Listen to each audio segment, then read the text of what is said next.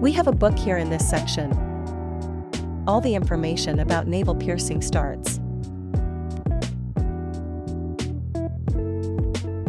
There we have a QR code with a link where you can find more information.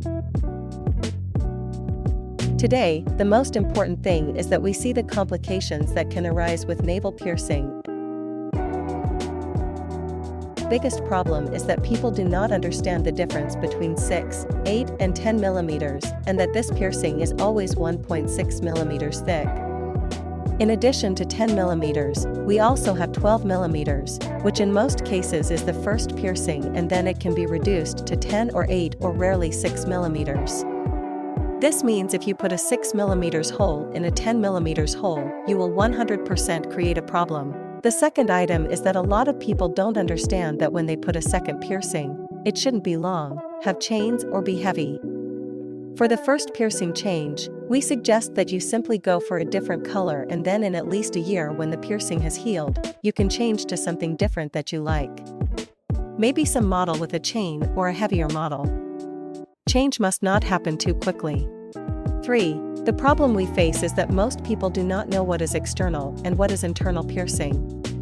This means that if you buy an internal piercing ball, it will not fit an external piercing. If your piercing has a screw at the top, your ball must have a screwable hole at the top.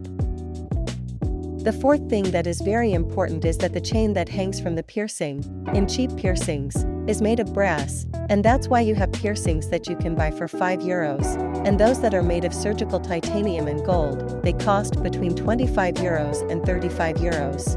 At first glance, they look identical. However, if the piercing is made of zinc, your piercing will turn green in 2 weeks, and this can leave marks on your skin. Ideally, the entire piercing is made of surgical steel or titanium. How can you tell if a piercing is made of real gold like this one, or if it is made of metal like the other one? As you can see, there are very small differences in appearance, with the variant that real gold has a softer color, and most of them are made more delicately than the one that is not gold.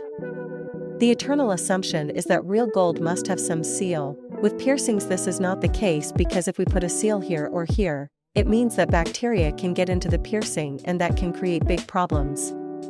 So you can only buy gold piercings from verified sellers who can issue a guarantee or give you a certificate.